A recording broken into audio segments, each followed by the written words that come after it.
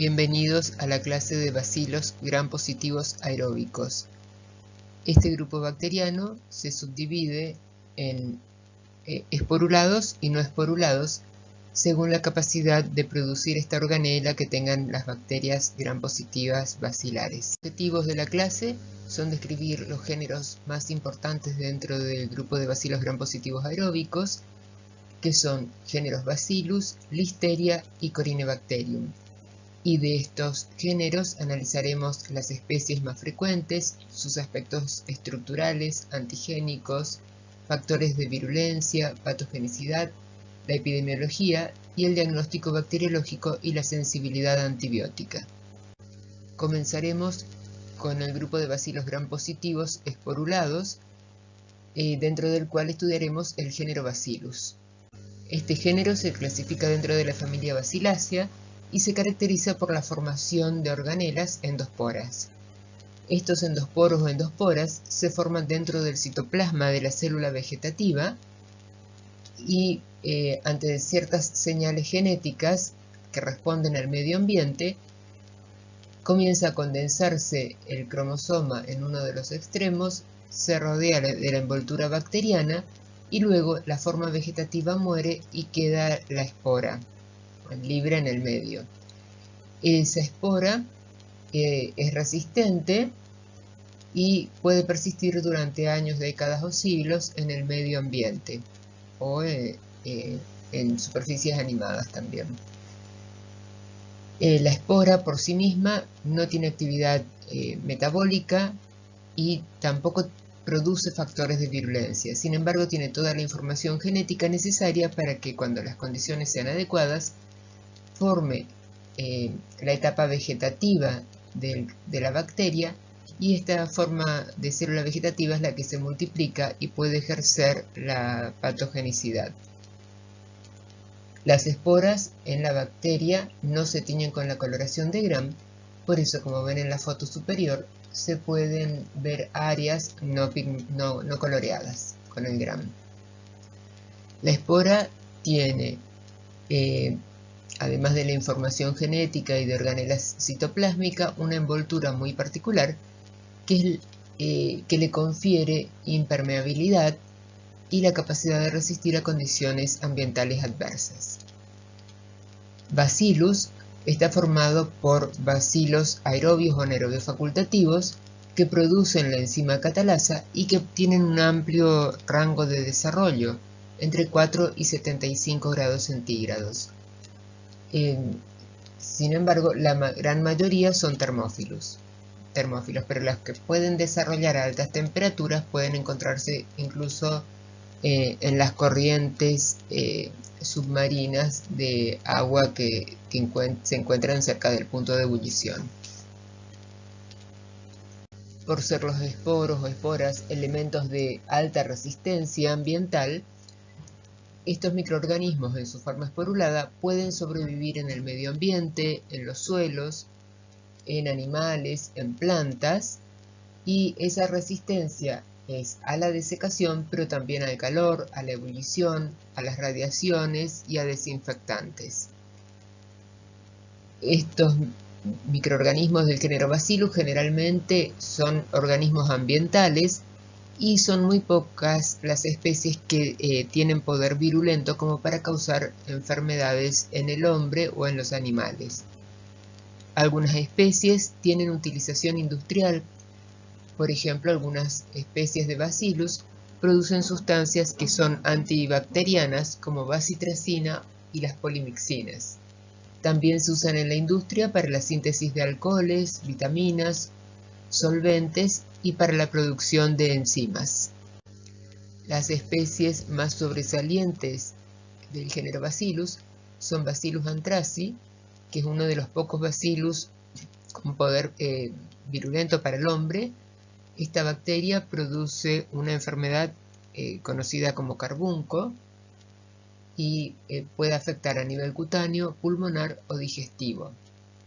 Luego, Bacillus cereus es una bacteria que produce toxinas, una toxina emética y una enterotoxina, y causa intoxicación alimentaria, Bacillus licheniformis, que se encontró en algunos dispositivos médicos, Bacillus subtilis, que muchas veces es un contaminante de los cultivos, y Bacillus stearothermophilus, que se usa en el control de calidad de esterilización, ya que sus esporas son de los elementos microbianos más resistentes que se conocen. Comenzamos con la especie Bacillus anthracis, la cual es un bacilo gram positivo esporulado que además tiene una cápsula. Es inmóvil y crece en los medios de cultivos como el agar sangre formando colonias irregulares, es no hemolítica, es de superficie rugosa y sus endosporas pueden encontrarse en la tierra o en animales en forma superficial o en los suelos, ¿sí? Forma colonias grandes como se ven ahí y al gram se ven como si fuesen cadenas de bacilos. Las esporas de esta bacteria se encuentran en los suelos, donde hay herbívoros, entonces pueden infectar los suelos de los campos y pueden persistir, como ya dijimos, años y décadas en los suelos. Sin embargo, las formas esporuladas pueden contaminar, pero no pueden causar una infección, ¿sí? Se necesita que la espora pase a la forma vegetativa para que la forma vegetativa cause la infección. Esa infección generalmente es aguda y puede darse en animales o en el ser humano. Y el ser humano, en la mayoría de los casos, adquiere la infección desde los animales, por contacto directo con los animales infectados. Por eso decimos que es una zoonosis. Entonces, como enfermedad carbunco, vamos a diferenciar el carbunco animal y el humano, teniendo en cuenta siempre el origen zoonótico de la infección. Bacillus anthracis posee una cápsula de ácido glutámico. Esta cápsula es un factor de virulencia ya que es antifagocítica y protege a la bacteria de la acción lítica de ácidos y está codificada en un plásmido. Su antígeno somático está formado por proteínas y polisacáridos y posee o produce una toxina que en realidad es un complejo de toxinas, es un complejo proteico tripartito. El complejo proteico que constituye la toxina está codificado en un plásmido y la información es la síntesis de las exotoxinas que tiene. Entonces, esa toxina está compuesta por 3 componentes que pueden actuar en conjunto según la forma que vamos a ver más adelante. Los componentes son un factor de edema, denominado toxina de edema o factor de edema, que es una toxina de tipo AB, donde la subunidad B es la encargada de transportar a la subunidad A y de fijarse a la superficie de la célula sobre la cual va a actuar la toxina. Y la subunidad A, que es la que tiene la verdadera acción tóxica, es una adenilato ciclasa gamadulina y calcio dependiente. Esta toxina, que es factor de edema, produce justamente edema e inhibición de la función de los neutrófilos. El segundo componente es un factor letal o toxina letal, que es una metaloenzima que necesita la presencia del metal zinc para funcionar. Su componente A inhibe a la proteinquinasa intracelular, interrumpe señales intracelulares y estimula a los macrófagos, lo cual aumenta la síntesis de factor de necrosis tumoral alfa y de interleuquina 1b. Y el tercer componente, que siempre debe estar presente, se denomina antígeno protector. Este antígeno protector se relaciona a edema, hemorragias y necrosis. Cada uno de estos 3 componentes, el factor de edema, el factor letal y el antígeno protector, por sí solos no ejercen ninguna función tóxica, o sea que por separado no son factores de virulencia, pero sí ejercen una acción tóxica combinados, y en esa combinación siempre debe estar presente el antígeno protector, ya que el antígeno protector favorece el ingreso de las otras 2 toxinas a la célula blanco. Entonces la acción tóxica va a ser ejercida por el antígeno protector más el factor letal o por el antígeno protector más el factor de edema. En este gráfico podemos ver cómo funcionan los tres componentes de la toxina antrácica. El agente protector es lo que está representado en celeste y se une primeramente a la membrana de la célula blanco. También es una molécula bipartita. Por acción de una proteasa se escinde una de sus partes y se forma un complejo de antígeno protector. A ese complejo o polímero del agente protector se unen el factor letal y el factor de edema, o el factor de edema, ambos o uno. Luego de esa unión se internaliza por endocitosis y por acción de los ácidos se liberan el antígeno, el factor de edema y el factor letal en el citoplasma de la célula blanco para ejercer su acción.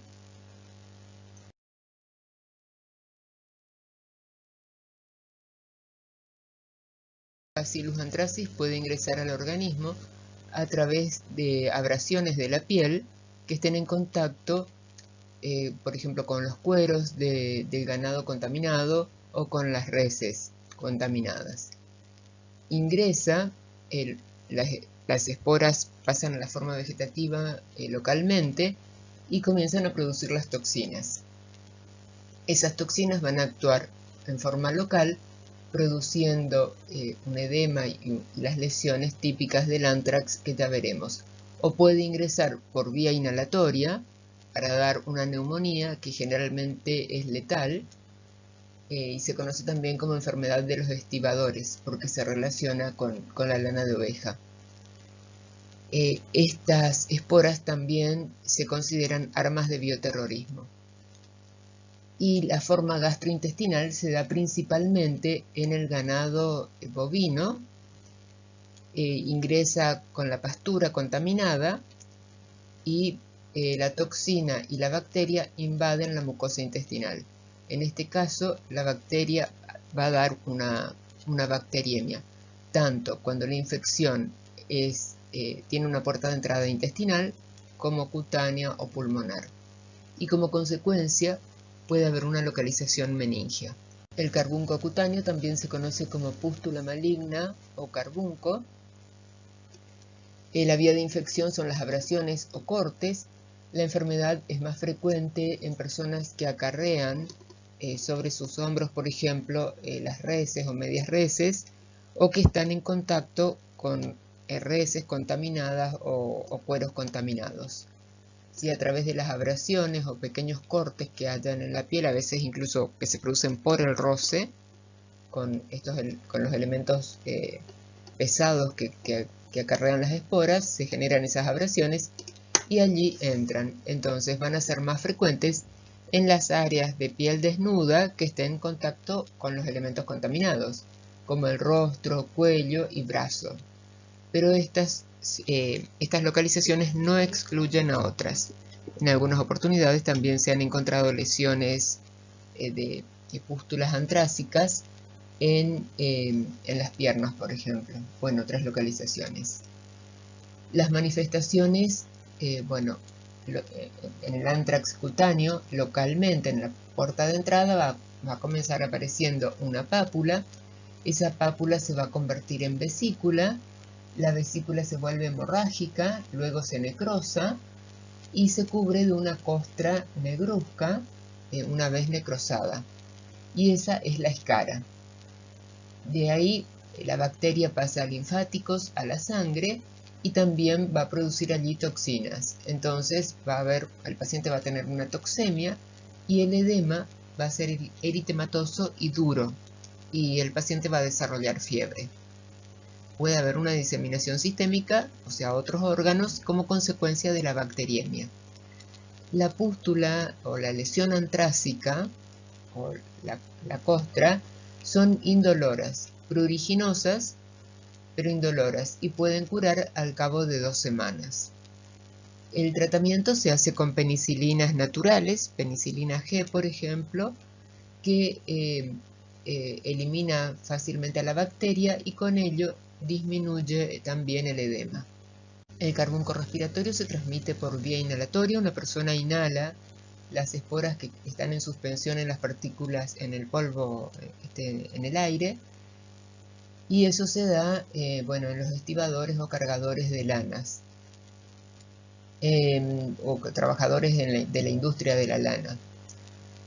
Esta enfermedad tiene una alta tasa de mortalidad y es una enfermedad bifásica. En la primera etapa, el paciente padece un malestar general, fiebre, opresión precordial, un roncus leve, y luego de 2 a 4 días el paciente mejora. Y en la segunda etapa sufre distrés respiratorio, que es brusco, con hipoxia, disnea, fiebre y un edema subcutáneo de cuello y de tórax, y edema pulmonar y hemorragia mediastinal. Y también puede tener sepsis y meningitis. El carbunco digestivo es raro en el ser humano, pero puede darse. Se va a caracterizar por vómitos, anorexia, fiebre, una diarrea sanguinolenta, hematemesis, toxemia, shock y muerte. Y la evolución es entre 2 y 5 días. Para el diagnóstico es importante conocer la exposición y los factores de riesgo que tenga el paciente, sean sus actividades legales o no, porque es lo que va a permitir sospechar el origen antrácico de la infección. El tipo de lesión del anthrax cutáneo es muy parecido a ciertas infecciones causadas por Staphylococcus aureus, que en el caso de Staphylococcus aureus se conocen como anthrax. Y para diferenciar, cuando el agente etiológico es Bacillus anthracis, se denomina carbunco. Las muestras se van a tomar en forma directa de la lesión ulcerosa o muestras de esputo si fuera un anthrax respiratorio, y con esa muestra se hacen exámenes directos para coloración de Gram y cultivo. Se pueden buscar anticuerpos para demostrar una seroconversión. El tratamiento antibiótico se hace con penicilina. No se hace drenaje a partir del gran edema, a pesar del gran edema que tenga el paciente, ¿sí? Solo con el tratamiento, cuando es efectivo, va disminuyendo luego el edema. Y la forma de prevenir esta infección es vacunando a los animales, y también hay una vacuna que se puede poner al ser humano cuando trabaja en condiciones de riesgo. Y no hay transmisión persona a persona, por eso dijimos que es una zoonosis.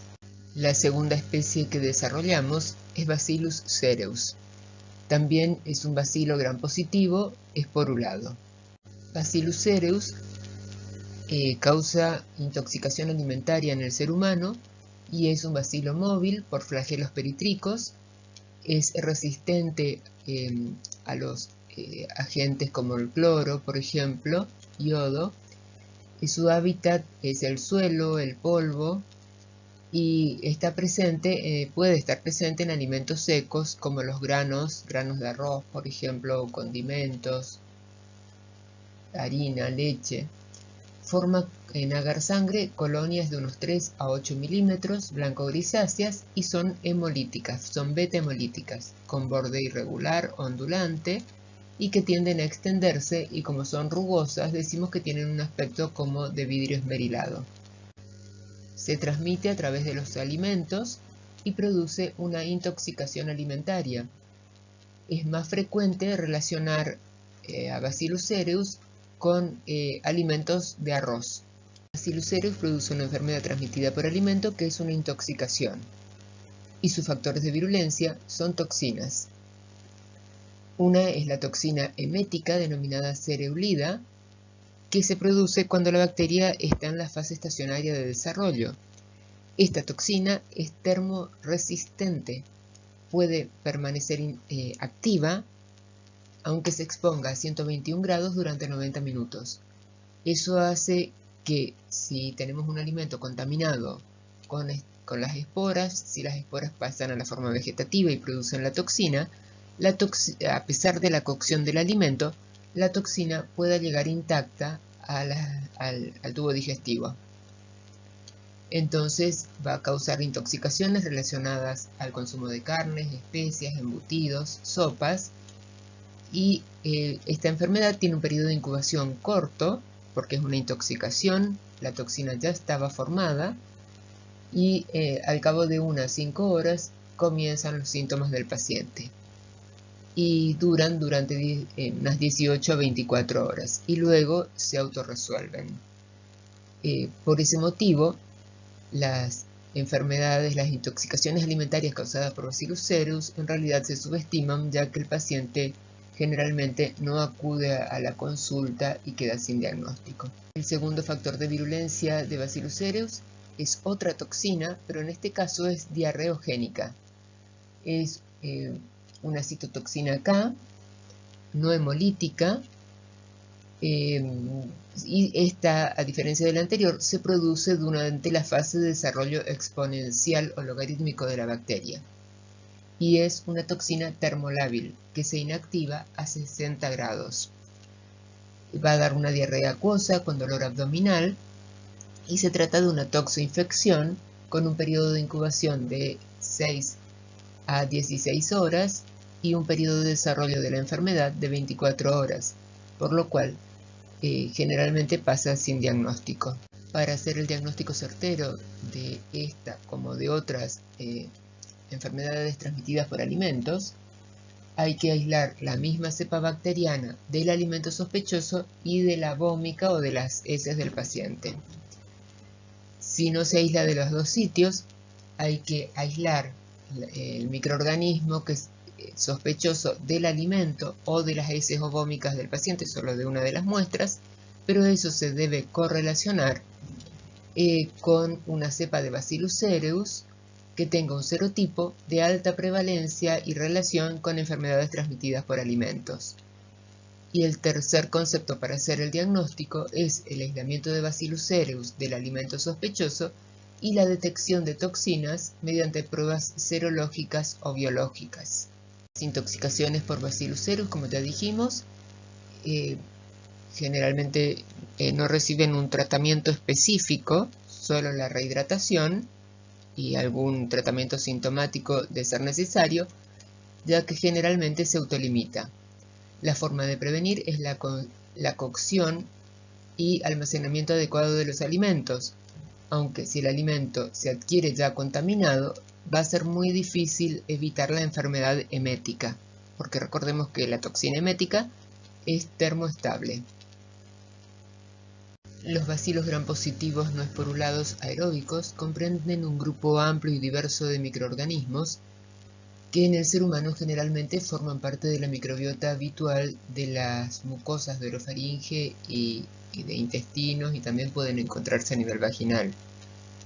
Nosotros estudiaremos los géneros Corynebacterium y Listeria con las especies más importantes desde el punto de vista patogénico para el hombre.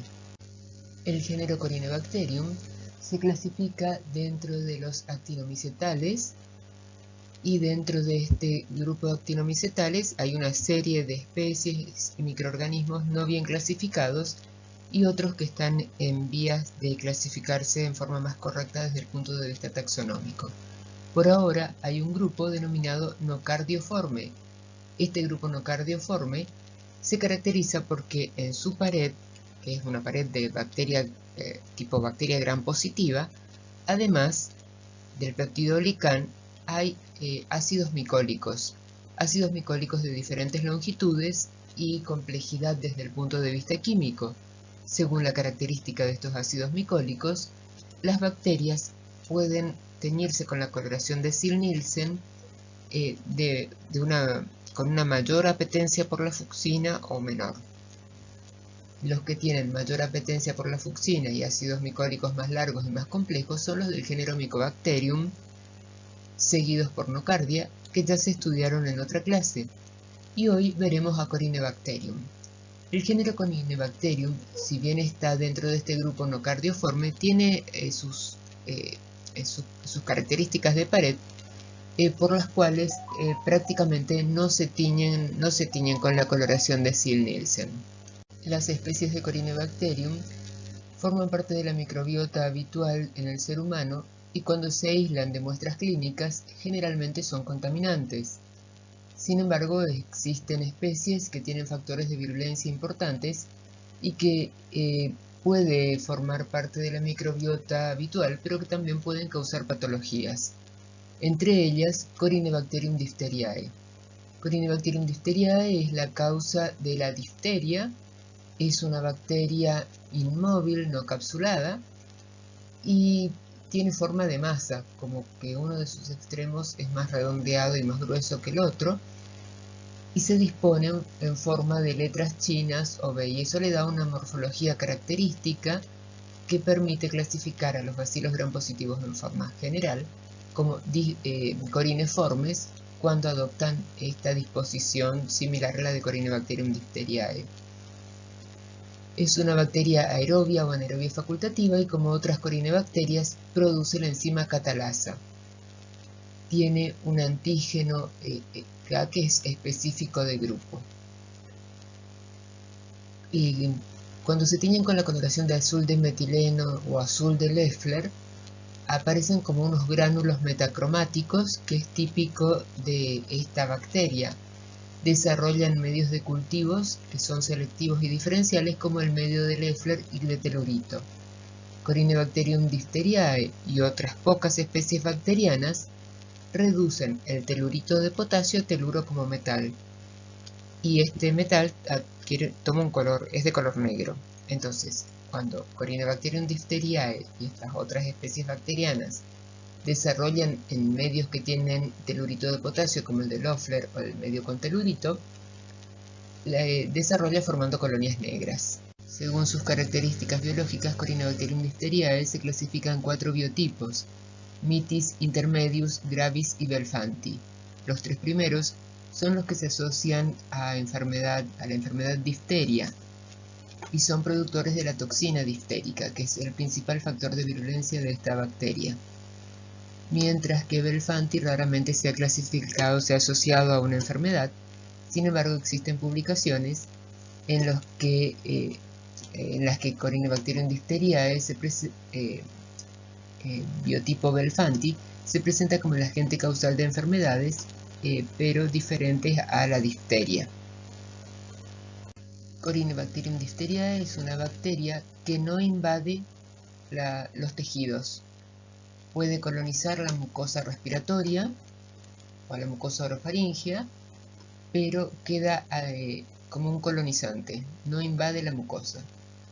Allí va a producir su toxina, y esta toxina tiene 2 componentes. Es una toxina proteica con 2 subunidades A y B. La subunidad B es la que se une a receptores que se encuentran sobre la superficie de la mucosa, y la subunidad A va a ejercer la acción patogénica. Entonces se unen por endocitosis, se internaliza la toxina, y dentro de la célula blanco, puede ser la célula respiratoria o la célula cutánea, la toxina, la subunidad A de la toxina se libera e inhibe al factor de elongación 2, con lo cual inhibe la síntesis proteica. Para que esta toxina esté presente y activa, la célula bacteriana debe estar infectada por un fago, por un virus, que es un fago de tipo beta que tiene el gen TOX+. Aunque también se han detectado fagos de tipo gamma y omega. La toxina puede actuar sobre cualquier célula, sobre cualquier tipo de célula, inhibiendo la síntesis proteica de la misma, pero tiene una mayor afinidad por células cardíacas, renales y nerviosas. Esos entonces van a ser los principales blancos de la acción de esta toxina, y eso va a estar relacionado con las manifestaciones de la difteria. Entonces, en la difteria, la toxina va a actuar en forma local, pero también en forma sistémica. En la naturaleza, el reservorio de Corynebacterium diphtheriae es el ser humano y se va a transmitir de persona a persona, diseminándose por vía aérea a través de las gotas de flush o por contacto directo. Hay formas de prevenir a través de la inmunización con la vacuna doble o triple bacteriana, o también la cuádruple o quíntuple. En la triple bacteriana, por ejemplo, sabemos que es la DPT y la D significa difteria. Estas vacunas tienen el toxoide diftérico, o sea, la toxina inactivada, que mantiene las propiedades antigénicas. Y la aplicación lleva a una disminución muy significativa en el número de casos. Cuando aparecen casos, generalmente se trata de personas que no cumplieron con los esquemas de vacunación o que proceden de áreas de otros países donde los esquemas de vacunación tienen fallas. La incidencia de la enfermedad es mayor en invierno y la bacteria no invade, como ya dijimos. Puede colonizar faringe, laringe, fosas nasales y también la piel y el tracto genital. Las cepas que pueden causar la enfermedad difteria son aquellas que producen la toxina, para lo cual deben estar infectadas con el fago toxigénico. La toxina, al actuar, inhibe la síntesis proteica, inactivando la traslocación del RNA de transferencia por su acción sobre el factor de elongación 2. Como ya dijimos, actúa sobre todas las células y la consecuencia de esta inhibición de síntesis proteica es la muerte de la célula bacteriana. Esa acción la ejerce en forma local o sistémica. Las células muertas van a ir produciendo una laceración de la mucosa, por ejemplo a nivel respiratorio, y como consecuencia se va a liberar fibrina. Y esa fibrina va a ir atrapando células muertas y también células inflamatorias, y va a constituir una pseudomembrana. La pseudomembrana es de un color grisáceo, blanquecino grisáceo, que se adhiere a las mucosas y al desprender queda por debajo un lecho sangrante. Si estas pseudomembranas se desprenden en forma masiva, pueden obstruir el tracto respiratorio y producir una asfixia en el paciente. La principal localización de la difteria es la respiratoria, y según el sitio del tracto respiratorio en el cual se encuentran las pseudomembranas, podemos clasificar a la difteria como nasal, faringia, laringia o traqueobronquial. Pero también puede haber una difteria a nivel de piel, de conjuntiva y en vagina. Para hacer el diagnóstico microbiológico se deben tomar muestras y la mejor muestra es la pseudomembrana. Arrancar con una pinza la pseudomembrana y colocar en un recipiente estéril para trasladar al laboratorio. Cuando no se puede extraer la pseudomembrana, se debe levantar al menos una parte y colocar un hisopo por debajo de la pseudomembrana e hisopar el lecho sangrante que queda por debajo. Esas van a ser las muestras adecuadas para hacer el diagnóstico de la difteria respiratoria. También, si está localizada a nivel de la piel, bueno, la muestra a través de piel. Si la muestra no se puede trasladar en forma inmediata al laboratorio, se debe colocar en un medio de transporte como el medio de Amies o sílica gel. En el laboratorio, el procesamiento de las muestras consiste en hacer un examen microscópico directo con la coloración de Gram o la coloración de Loeffler que se puede agregar para ver las tinciones metacromáticas. También hay pruebas de enzima inmunoanálisis directas para buscar antígenos, pero que no se utilizan mucho. Y lo más específico y sensible que son las pruebas moleculares de PCR para el diagnóstico directamente en la muestra. Además, se pueden hacer cultivos, y esos cultivos para el aislamiento de la bacteria se hacen en agar sangre, y además del agar sangre, en un agar que contenga telurito de potasio, como agar cisteína con telurito o agar de Loeffler. Y se puede enriquecer en un caldo que contenga sangre y suero, que son requerimientos nutricionales que requiere la bacteria, y que bueno, luego se deben repicar a un medio con telurito para ver las colonias negras típicas. Esas colonias negras dan sospecha, pero no hacen diagnóstico. Los cultivos se incuban por hasta 5 días a la búsqueda de esas colonias que después se identifican con pruebas moleculares o pruebas bioquímicas. Pero la mera identificación de Corynebacterium diphtheriae en un cultivo no hace diagnóstico de difteria. Corynebacterium diphtheriae, que no produce toxina y por ende no produce difteria, puede formar parte de la microbiota habitual de nasofaringe en algunas personas. Entonces, para cerrar con el diagnóstico se deben hacer pruebas de toxicidad. Una de esas pruebas de toxicidad consiste en inyectar la cepa a un ratón o a un cobayo o hacer la prueba de ELEC. La prueba de ELEC es una prueba de inmunodifusión con precipitación y si hay reconocimiento antígeno-anticuerpo, bueno, eso demuestra la presencia de la toxina y es lo que hace al diagnóstico. Se tiene en cuenta que además de Corynebacterium diphtheriae, existen otras cepas como de Salmonella o Staphylococcus o Cándida que también pueden formar colonias negras. Por eso es importante la identificación y la tipificación toxigénica. El tratamiento de la difteria consiste en la administración de la antitoxina diftérica, que es un suero hiperinmune de caballo, o sea, un antisuero heterólogo, que va a neutralizar e impedir que actúe la toxina que está circulando, pero la toxina que está unida e internalizada a las células, esa no se neutraliza y actúa.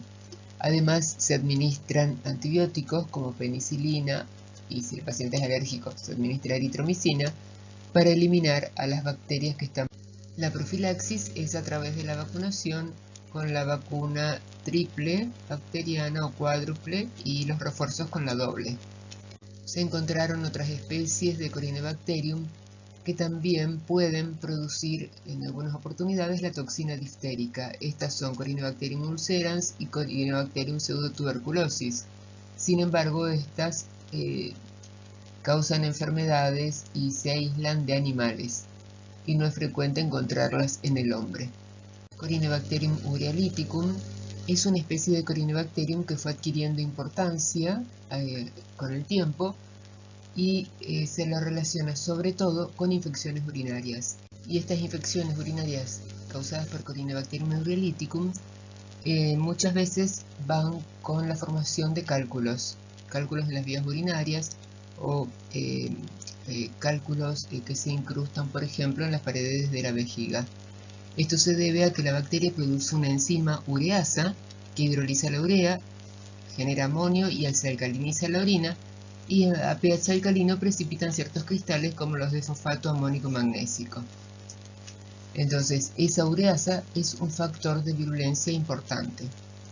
También tiene adhesinas como pili, una pilina mayor que es SRT-PC y una menor SPAB, que dan origen a proteínas homólogas a las que dan las proteínas de las pilis, ¿no? Pero además otras proteínas que son SURA y SURB, que son como un exopolisacárido, llevan a la formación de un exopolisacárido similar a las biopelículas que produce Staphylococcus epidermidis.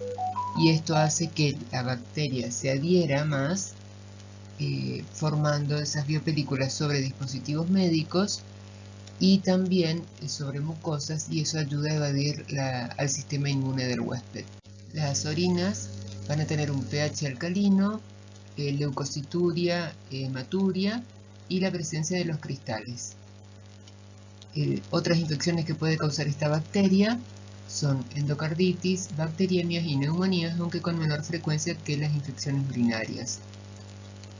Se dan esas infecciones en pacientes que tienen factores de riesgo, sobre todo en pacientes adultos mayores que están internados, que tienen colocadas sondas vesicales o que recibieron procedimientos de manipulación urológica y que recibieron tratamientos antibióticos previos también.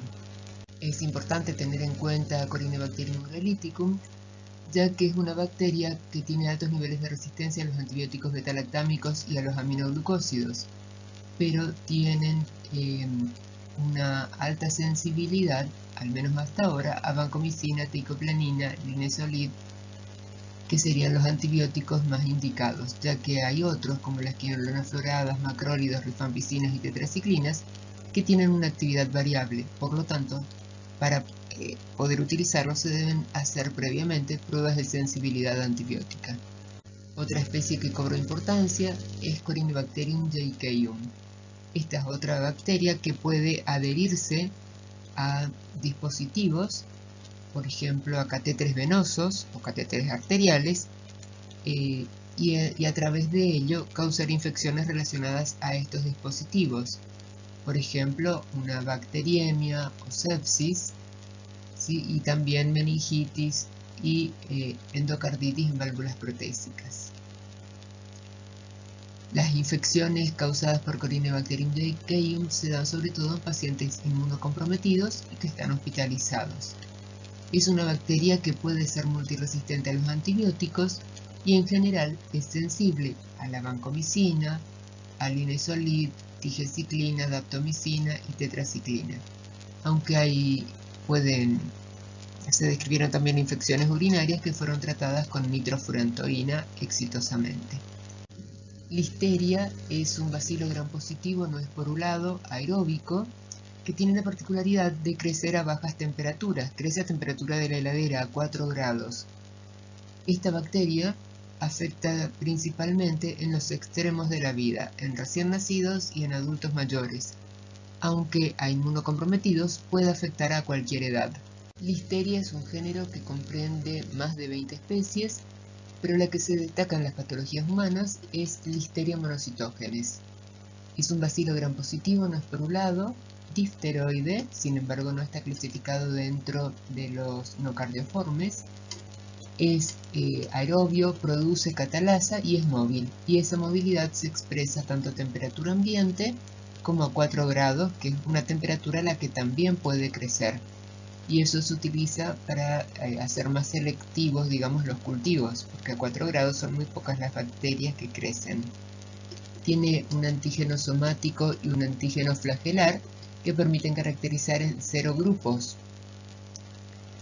Tiene como factores de virulencia, se destacan la capacidad para sobrevivir intracelularmente en los macrófagos y sobrevivir a la acción fagolisosomal, y que produce una hemolicina denominada listeriolicina. Es responsable de una hemólisis beta en las placas de agar-sangre. Listeria monocytogenes tiene como hábitat el suelo, el agua, el medio ambiente en general y también el intestino de los animales. Al formar parte de la microbiota que se encuentra en el suelo y poder sobrevivir en el agua, por ejemplo en el agua de riego, es común que pueda contaminar alimentos. Y si los alimentos se ingieren en forma cruda, puede llegar al tubo digestivo del hombre y a nivel intestinal, bueno, en algunos pacientes pasar a la sangre. Puede dar bacteriemias y localizaciones posteriores en otros tejidos, particularmente en el espacio subaracnoide y causar meningitis. Produce enfermedades entonces en los extremos de la vida, en los recién nacidos que nacen por el canal del parto de madres que están colonizadas, tienen alto riesgo de desarrollar sepsis, meningitis, bacteriemias y con menor frecuencia neumonías. También en adultos mayores puede causar bacteriemias y meningitis. Y en inmunocomprometidos o inmunodeprimidos a cualquier edad. La puerta de entrada siempre es el tubo digestivo y llega ahí en los adultos a través de la ingesta de alimentos contaminados. Causa enfermedad en el recién nacido, que puede causar una enfermedad precoz, que es una granulomatosis infantiséptica, o en forma un poco más tardía, meningitis y sepsis, que ya mencionamos. En los adultos, además de meningitis, como consecuencia de la bacteriemia, también puede dar endocarditis, sepsis puerperal y algunas veces quedan como de origen desconocido, pero en realidad la puerta de entrada es el tubo digestivo por la ingesta de alimentos contaminados que se ingieren crudos. También pueden dar otras infecciones locales como infecciones cutáneas, oculares, ganglionares, artritis y peritonitis. En esta imagen podemos apreciar la morfología de Listeria monocytogenes en una muestra de líquido cefalorraquídeo de un recién nacido. Los equipos de aglutinación de partículas de látex disponibles en los laboratorios para la aglutinación y detección de antígenos del líquido cefalorraquídeo incluyen la mayoría de las veces a Listeria monocytogenes. Para el diagnóstico bacteriológico se toman las muestras apropiadas según cuál sea la patología que esté causando en el paciente. Si es una meningitis, van a ser líquido cefalorraquídeo y hemocultivos. En un paciente séptico o con sospecha de bacteriemias, hemocultivos. Y en el caso del recién nacido o de la mujer embarazada, en realidad menoquio, líquido amniótico o loquios después del parto. Las muestras se procesan haciendo coloraciones de Gram, donde veremos una morfología parecida de Bacillus coryneiformes, parecido a lo que vimos en la imagen anterior, y se cultivan en agar sangre, en tiol y colato según la muestra. Se pueden hacer los cultivos, incluso se pueden incubar a 4 grados centígrados para hacer más selectivo el medio, para desarrollar colonias en principio pequeñas y con una hemólisis, pero con un halo pequeño de hemólisis. Al principio la hemólisis se ve por debajo de las colonias y esas bacterias se van a identificar con la prueba de Gram y distintas pruebas bioquímicas o moleculares. Por ejemplo, se demuestra si la bacteria es móvil, si produce catalasa esculina, si da la reacción de Camp y no produce ureasa ni oxidasa ni genera indol a partir de triptofano. Con esas pruebas se puede identificar a Listeria monocytogenes y se hacen las pruebas de sensibilidad antibiótica. Para los tratamientos empíricos se van a usar penicilina o ampicilina combinada con un aminoglucósido. Finalmente vamos a mencionar otros bacilos gram positivos que son importantes porque pueden causar infecciones en el ser humano, como Actinotignum shalli. Actinotignum shalli se reconoce como un agente causante de infecciones urinarias. Su incidencia es baja, entre el 0,1 y 0,2% de las infecciones urinarias, pero se da sobre todo en pacientes mayores y con patologías urológicas de base. Es importante su reconocimiento ya que tiene altos niveles de resistencia a las quinolonas y a trimetoprima sulfametoxazol, ambos agentes que se utilizan para el tratamiento de las infecciones urinarias. También debemos mencionar Arcanobacterium hemolyticum, ya que es una bacteria capaz de dar faringitis, una faringitis clínicamente similar a la que causa Streptococcus pyogenes, pero Arcanobacterium hemolyticum tiene un alto porcentaje de resistencia a la penicilina, por lo cual podría ser una causa de los fracasos terapéuticos en la faringitis. Y Gardnerella vaginalis. Gardnerella vaginalis es una bacteria que se ve en el Gram, en los materiales clínicos correspondientes, como un bacilo cocobacilo Gram negativo, pero desde el punto de vista estructural, su pared corresponde a la de una bacteria Gram positiva, es decir que no tiene membrana externa y tiene una capa de peptidoglicano, pero esa capa de peptidoglicano es delgada, por eso tiende a decolorarse y a verse como Gram negativo, pero estructuralmente es una bacteria Gram positiva. Gardnerella vaginalis forma parte de la microbiota habitual de vagina y de los intestinos, pero ante ciertas cuestiones como desbalances hormonales, por ejemplo, puede asociarse con otras bacterias, con Mycoplasma hominis y bacterias anaerobias y causar una vaginosis. ¿Sí? Por eso, y como es relativamente fácil de cultivar, más fácil que un Mycoplasma y que un anaerobio, se usa su presencia como un posible marcador de vaginosis bacteriana cuando se acompaña con la clínica y con otras variables como el examen microscópico directo en el flujo vaginal. Resumimos las ideas más importantes de esta clase en estas 3 frases. Bacillus anthracis produce carbunco por acción de una toxina que tiene 3 componentes. 2 componentes tóxicos y otro componente que permite el ingreso de la toxina a la célula del huésped. Y Bacillus cereus causa una enfermedad gastrointestinal mediada por 2 tipos de toxinas, una emética y una enterotoxina. El diagnóstico etiológico de difteria requiere del aislamiento de Corynebacterium diphtheriae, pero también de la confirmación de que esa cepa aislada es productora de la toxina diftérica. La difteria es una enfermedad sistémica, aunque Corynebacterium diphtheriae no invade el torrente sanguíneo. Lo que pasa al torrente sanguíneo es su toxina. Y Listeria monocytogenes se transmite a través de alimentos y desde el canal del parto, y causa infecciones invasivas, particularmente en neonatos y pacientes inmunocomprometidos.